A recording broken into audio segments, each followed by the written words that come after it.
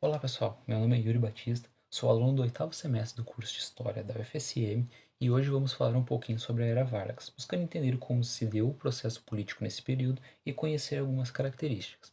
A Era Vargas é um período historiográfico que comumente se estende de 1930 até 1945, deixando de lado o período político em que Getúlio Vargas foi presidente eleito entre 1951 e até 54.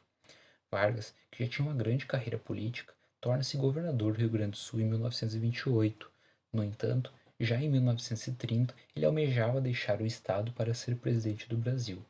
Para isso, ele concorreu nas eleições em nome da Aliança Liberal, formada entre gaúchos, paraibanos e os mineiros, que haviam rompido com os paulistas e desfeito a tradicional política do café com leite.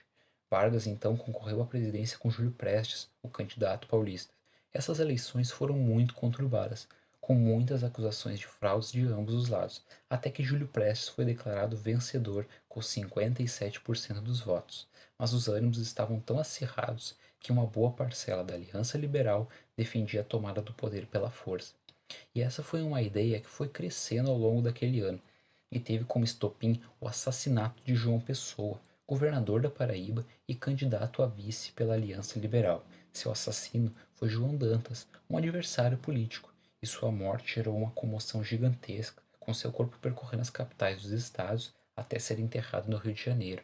João Pessoa se tornou um mártir e sua morte foi amplamente utilizada para ganhar o apoio necessário para que fosse possível tomar o poder. Assim, antes da posse efetiva de Júlio Prestes, uma junta militar depôs Washington Luiz, que estava no fim de seu governo, e Getúlio Vargas tornou-se chefe do governo provisório. Já no governo provisório, Vargas iniciou medidas centralizadoras de poder, em oposição à política federalista que se tinha na República Velha, que dava grande autonomia aos estados e, consequentemente, dava maior poder para as elites políticas e econômicas desses estados.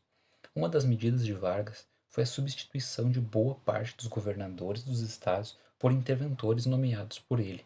Isso não foi livre de protestos por parte de certas elites estaduais, e o caso mais proeminente com certeza foi a Revolução Constitucionalista de 1932, onde Getúlio consegue derrotar uma insurreição paulistana que durou meses. Outra grande medida foi a busca da regulação entre capital e trabalho, que culminou com a criação do Ministério do Trabalho, da Carteira de Trabalho e diversas outras leis. Ainda sobre a Constituição de 34, é importante falar que ela previa eleições indiretas para presidente, no qual Getúlio foi eleito para governar até 1938, ao passo que na próxima eleição os candidatos deveriam concorrer em eleições diretas, com a população votando. No entanto, alguns eventos ocorreram, como a tentativa de golpe comunista em 1935, que falhou e foi duramente reprimida por Vargas. E em 1937, um mentiroso plano de um novo ataque dos comunistas começou a ser divulgado na imprensa. O plano, chamado de Plano Cohen, detalhava uma ação comunista no Brasil, mas não passava de um plano fictício criado entre os integralistas para debater quais seriam suas táticas, caso os comunistas tentassem um golpe de fato. Apesar de ser falso, o plano Cohen foi amplamente divulgado na imprensa e, somando com os ataques comunistas de 1935, serviu de legitimação para Vargas dar outro golpe em 1937, dessa vez suspendendo as eleições que estavam em curso, fechando o Congresso Nacional e anulando a Constituição de 1934. Iniciava-se então o Estado Novo no Brasil.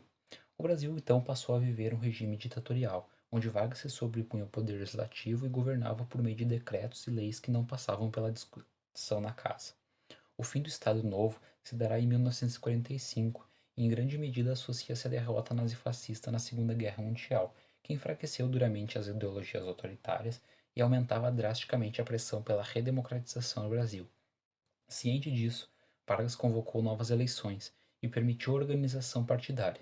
No entanto, diante da popularidade de Vargas, seus opositores acreditavam que, se fosse possível, Vargas continuaria no poder e temiam por isso. Sendo assim, um setor do exército brasileiro, liderado por Góes Monteiro, um antigo aliado de Vargas, mobilizou tropas no Distrito Federal e, para evitar derramamento de sangue, forçou a renúncia de Vargas.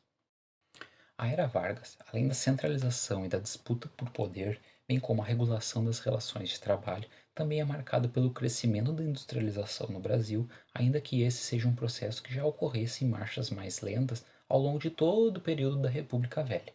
Além disso, durante o governo Vargas, houve um grande apoio a intelectuais e artistas modernistas que se dedicassem a pensar o que era o Brasil, o que era ser brasileiro, qual a sua história, a sua identidade, enfim, que desse suporte para a criação de um nacionalismo brasileiro, algo que futuramente se objetivava que fosse ensinado nas escolas. Aliás, as escolas também cresceram bastante durante o governo Vargas.